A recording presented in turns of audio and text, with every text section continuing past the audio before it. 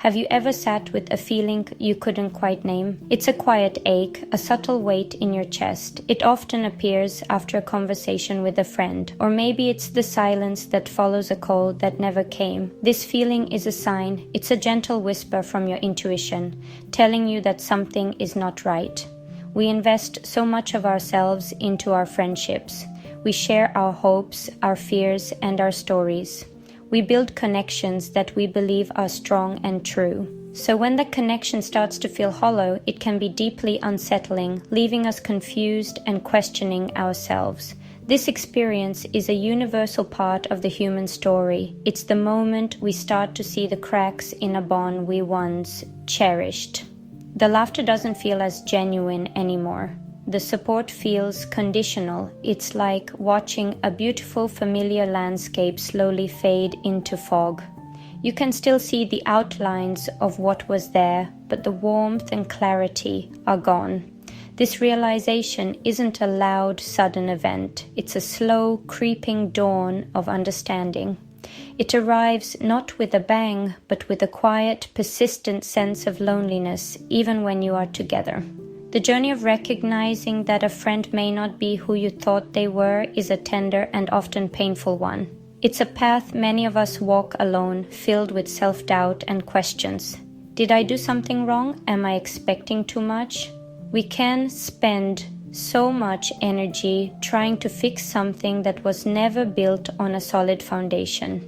This process is not about placing blame or pointing fingers. It is about gently turning inward. It is about listening to that quiet voice inside that has been trying to get your attention for a long time. In this space together, we will explore this delicate journey. We won't be looking for drama or confrontation. Instead, we will seek understanding and a quiet strength. We will learn to see the signs of a friendship that no longer serves us. We will find a way to honor our own feelings and needs with compassion. This is not about cutting people off with anger, but about creating space for healthier, more authentic connections. It is a path toward healing, guided by kindness. First and foremost, kindness toward yourself. Letting go of a friendship can feel like a profound loss. It's a grief that society doesn't always acknowledge. There are no ceremonies for the end of a friendship. There are no sympathy cards for a bond that has quietly dissolved. Yet the pain is real. It is the grief of a shared history that now feels distant. It is the loss of a future you once imagined, filled with continued support and shared moments. This unspoken grief can leave us feeling isolated, as if we are the only ones who have ever felt this way. But you are not alone in this experience. It's important to give ourselves permission to feel this loss fully. The courage to acknowledge that a friendship has run its course is immense. It requires us to be vulnerable and to sit with uncomfortable emotions. We might feel shame. We might feel anger. We might feel a deep sadness. All of these feelings are valid. They are part of the process of untangling our hearts from a connection that has become a source of pain rather than a source of joy. This journey is not about finding fault or becoming bitter. It is about reclaiming your own story. It is about learning to trust your own perceptions and honor your emotional well-being. True friendship should feel like a safe harbor, not a battlefield. It should lift you up, not weigh you down. When a connection consistently leaves you feeling drained, insecure, or unseen, it is a brave and necessary act of self-love to create distance.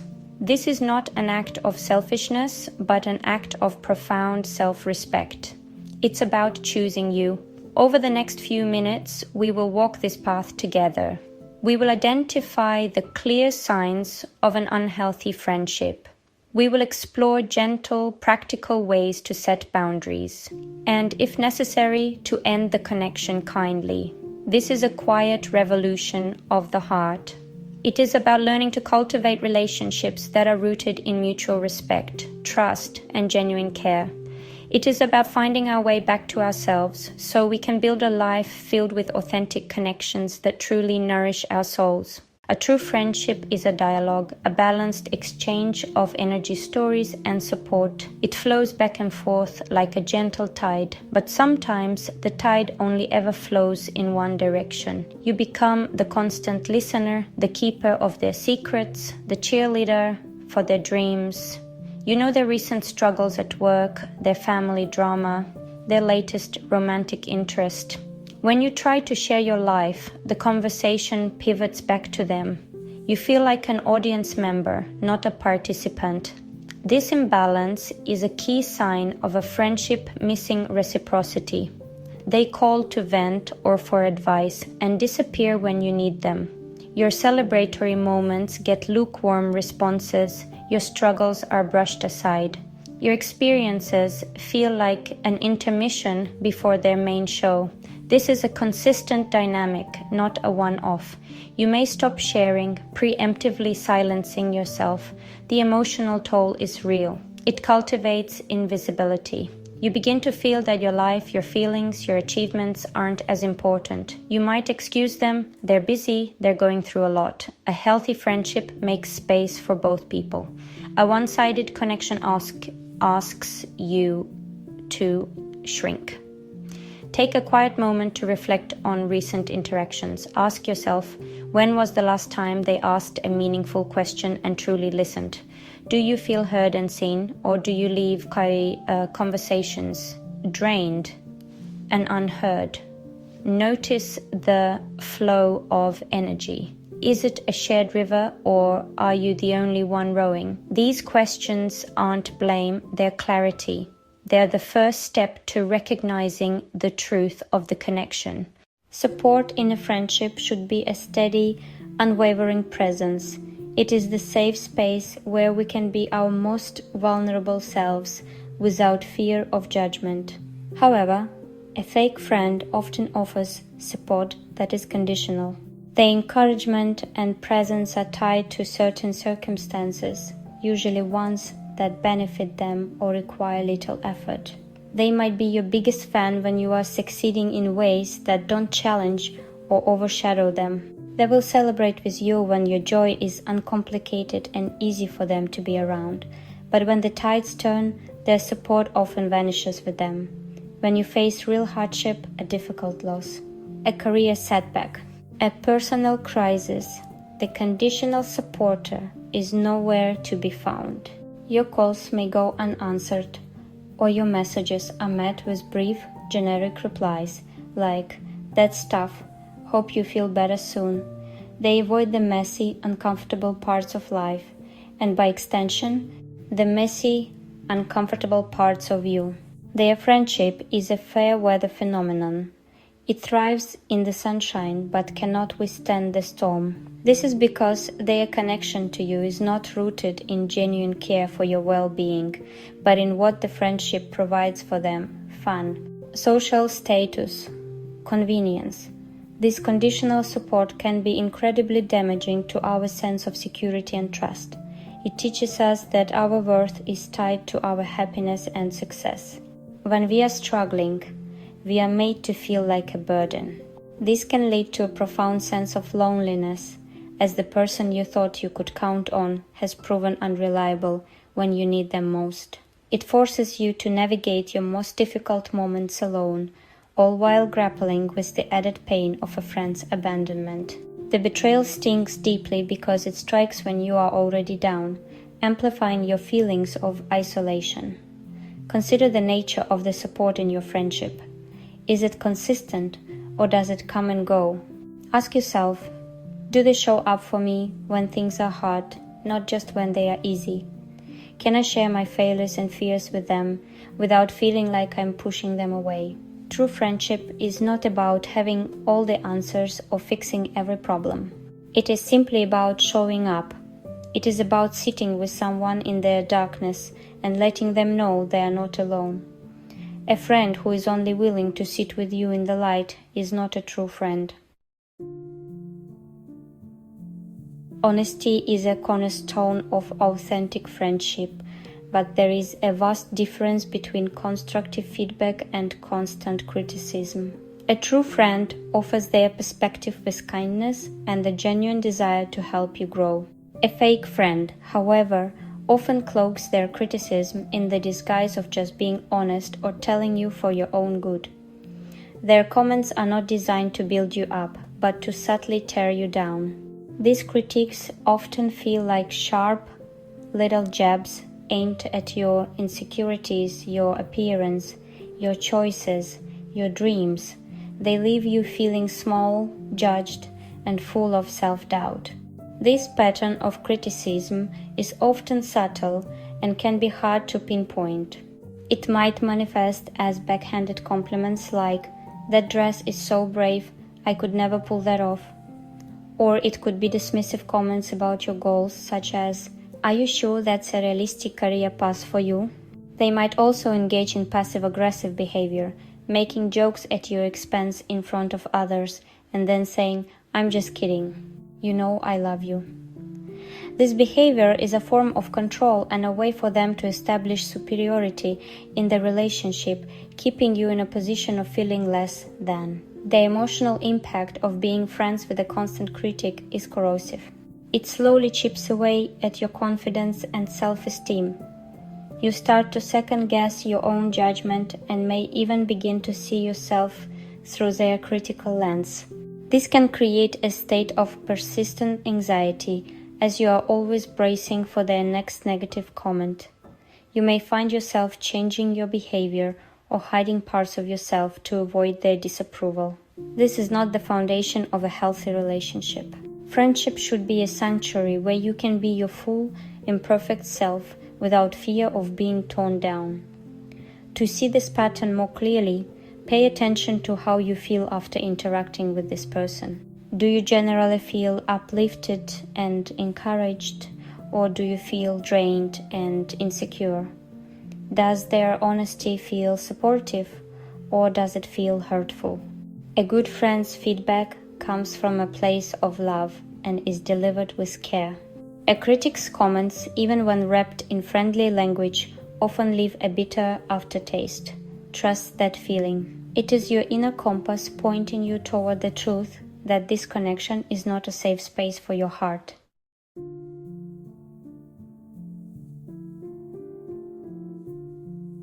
Perhaps the most pervasive sign of a fake friendship is the heavy feeling of inauthenticity you experience when you are with them. Around this person, you feel a constant need to perform. You might find yourself carefully curating your words, filtering your thoughts, suppressing your true feelings. It feels like you're wearing a mask, playing a role that you believe is more acceptable or likable to them. You cannot be your genuine self because on some intuitive level you know your true self would not be accepted. This emotional labor is utterly exhausting. This need to perform stems from a lack of psychological safety.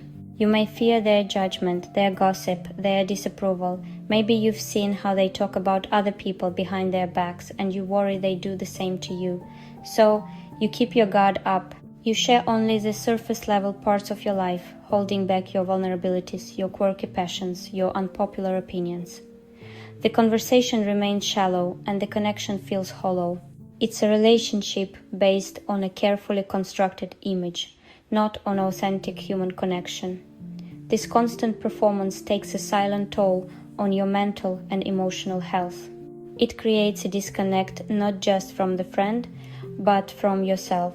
When you spend so much time pretending to be someone you're not, it can become difficult to hear your own inner voice.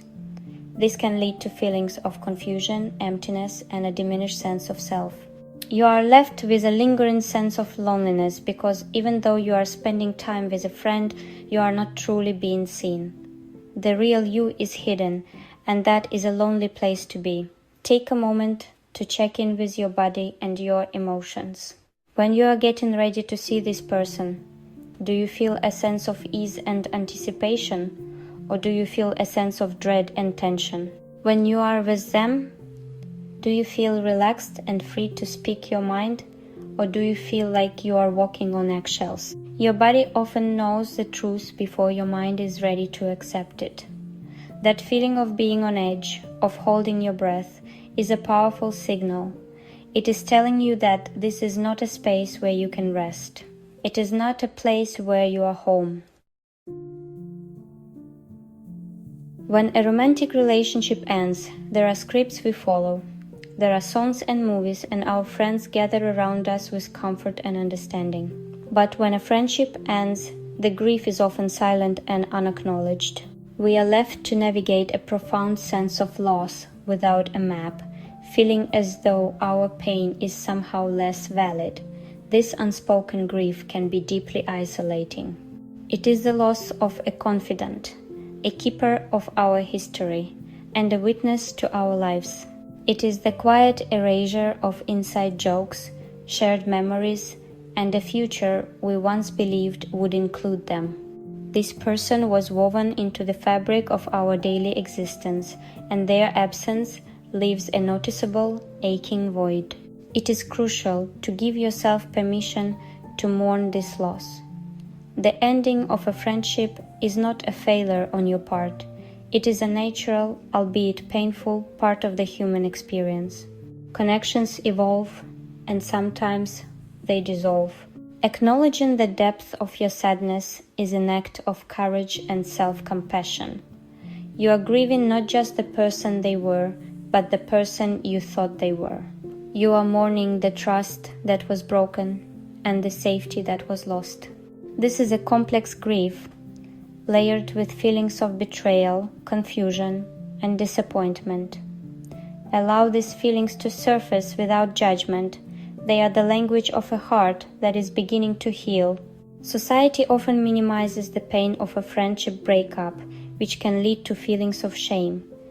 You might ask yourself, why am I so upset? It was just a friend.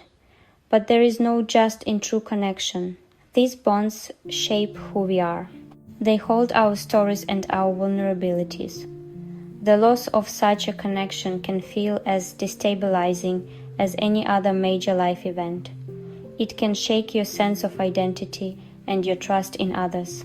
It is essential to honor the significance of this relationship in your life, and by extension, the significance of the pain you feel now that it is over. Your grief is real, and it deserves to be treated with tenderness and respect. Let's begin by creating a small, quiet space for this grief. You do not need to broadcast your pain to the world, but you do need to acknowledge it to yourself. Find a moment today to simply sit with your feelings. You can write them down, speak them aloud in an empty room, or just allow them to be present in your mind. Name the loss. Say to yourself, I am grieving the end of my friendship with name, and that is okay. This simple act of validation is a powerful first step. It is the beginning of giving your pain the attention it needs to move through you, rather than getting stuck within you. In the immediate aftermath of realizing a friendship is over, it is common to enter a stage of denial.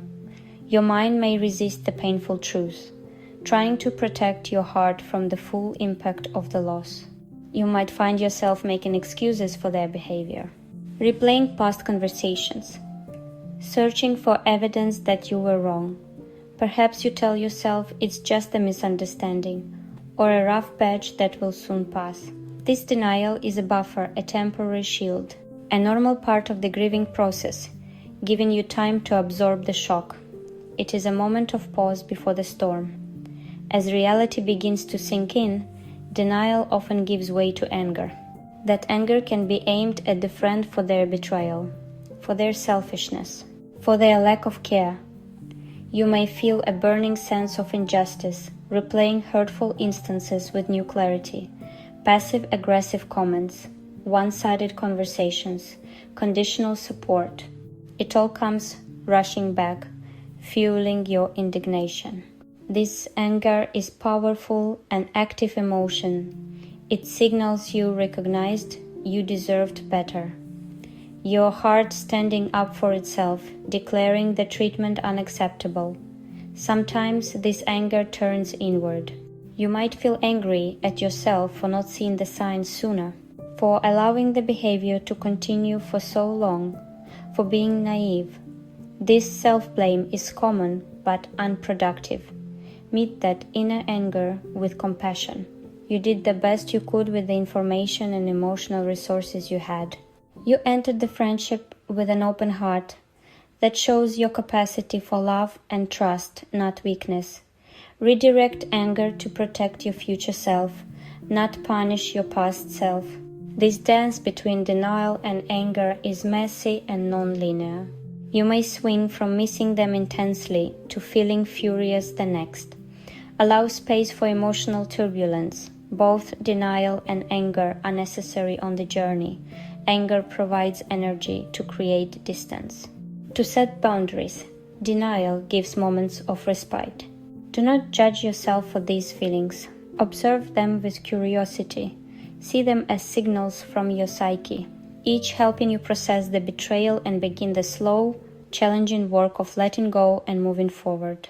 The process of letting go does not end with the final conversation or the last text message. The space that is left behind needs to be tended to with gentleness and care. Just as we have rituals to mark beginnings and endings, creating small, personal ceremonies for healing can honor the transition. These rituals do not need to be grand or complicated.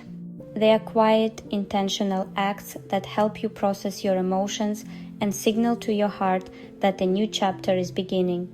They create closure on your own terms and bring a sense of sacredness to recovery. One simple ritual is to write a letter that you never sent. Find a quiet moment and pour all of your unspoken feelings onto the page. Write about the good times, write about the bad, express your anger, express your sadness, express your disappointment. Acknowledge the lessons you have learned from the friendship and from its ending. This act of writing releases tangled emotions from your mind and body. When you are finished, you can ceremonially destroy the letter, burn it safely, tear it into small pieces and let them go in the wind, bury it in the earth. That physical act symbolizes release and clear space for something new. Another healing practice is to reclaim the spaces and activities you once shared. If there was a particular coffee shop, park, or walking trail that feels tinged with sad memories, visit it with a different friend or go alone with the intention of creating a new positive memory there. Buy yourself a coffee, listen to your favorite music, and simply be present in the space. This gently rewrites the emotional associations tied to those places. You are not erasing the past, you are layering it with new, peaceful experiences. You are showing yourself that your life and your joy can and will continue. Daily habits of self-care are essential rituals for renewal. Start your day with 5 minutes of quiet meditation. Take a walk in nature during your lunch break. End your day by journaling 3 things you are grateful for. These small, consistent acts of self-love are a gentle balm for a wounded heart. They create a rhythm of care that reminds you that you are worthy of your own attention and kindness. They are the daily threads that weave a new tapestry of well-being, strong, resilient, beautiful. As the initial pain of the friendship's end begins to soften, you will find yourself standing at a trailhead. This is the path forward, the journey of building new connections. Rebuilding your social world takes time. Do not rush this process. The temptation is to quickly fill the void, but healing needs quiet integration. Use this time not to frantically search for replacements. Reflect on what you have learned. Consider what you truly need and desire in a friendship now. Solitude here is not loneliness. It is a sacred opportunity to be intentional about who you invite into your life. When you are ready to open your heart again, approach with gentle curiosity, not urgent need. Let past lessons be your compass. You have a clearer sense of healthy, reciprocal connection. You know the red flags to watch for. You know the green flags to look for: kindness, genuine listening, mutual respect, consistent support. Seek people who make you feel seen and accepted as you are. Think where to find those people.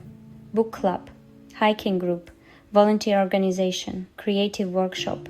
Doing things you love connects you with like-minded people. Shared passion lets friendships develop slowly, without pressure. The goal isn't to find friends, it's to live a fulfilling life. Friendships follow. Be patient.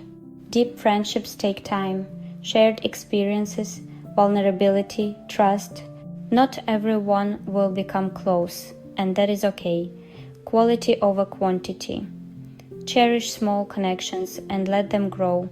Move forward with intention and self-awareness. Curate a community that reflects your growth and nourishes your soul. One of the deepest wounds left by a fake friendship is the erosion of trust. You may find yourself becoming wary of new people, questioning their motives, holding back from being vulnerable. This is a normal protective response from a heart that has been hurt. However, the path to rebuilding trust in others does not begin with them, it begins with you. The most important relationship you need to repair is your relationship with your own intuition and judgment. The experience, while painful, has taught you invaluable lessons. You saw the signs, even if you weren't ready to act on them at first. You felt the unease. Your intuition was speaking to you all along. Learning to trust yourself again is a practice of deep listening. It involves paying close attention to those quiet inner whispers and physical sensations.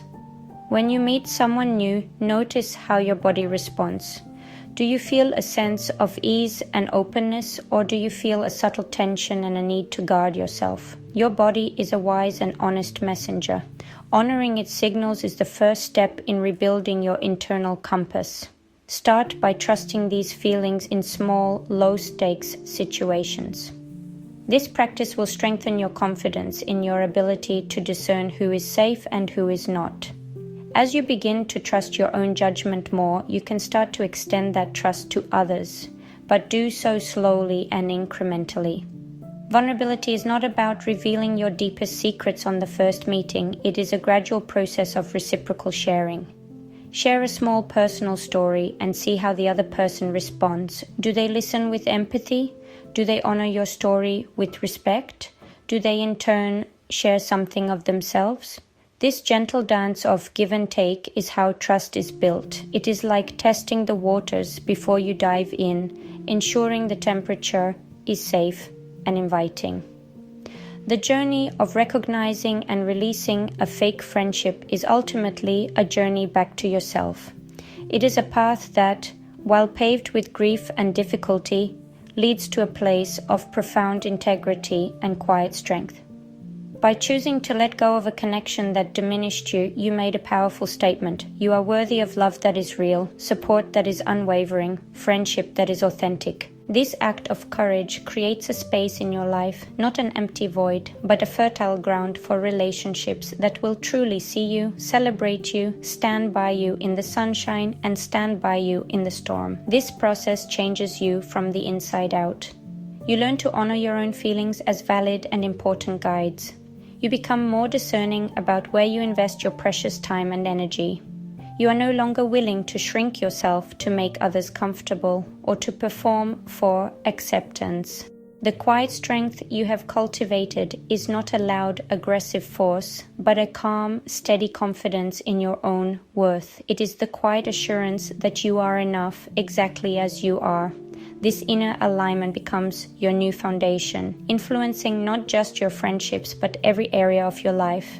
Living an authentic life means continuing to choose connections that feel like home. It means surrounding yourself with people who reflect your own values of kindness, respect, honesty. It is about building a life where your inner world and your outer world are in harmony. This does not mean your life will be free of conflict or pain, but it does mean you will have a strong sense of self and a supportive community to navigate the challenges with. You will know that the love in your life is genuine because you have learned to accept nothing less. So take a deep breath. Well, look at how far you have come. You faced a painful truth, walked through the grief, set difficult boundaries, and are now learning to trust again. You did this with grace and courage. This journey was never just about ending a friendship. It was about beginning a deeper, more honest relationship with yourself. It was about discovering the quiet, unshakable strength that has been within you all along. And from this place of authenticity and self-respect, you can now build a life that is not just lived, but deeply and truly cherished.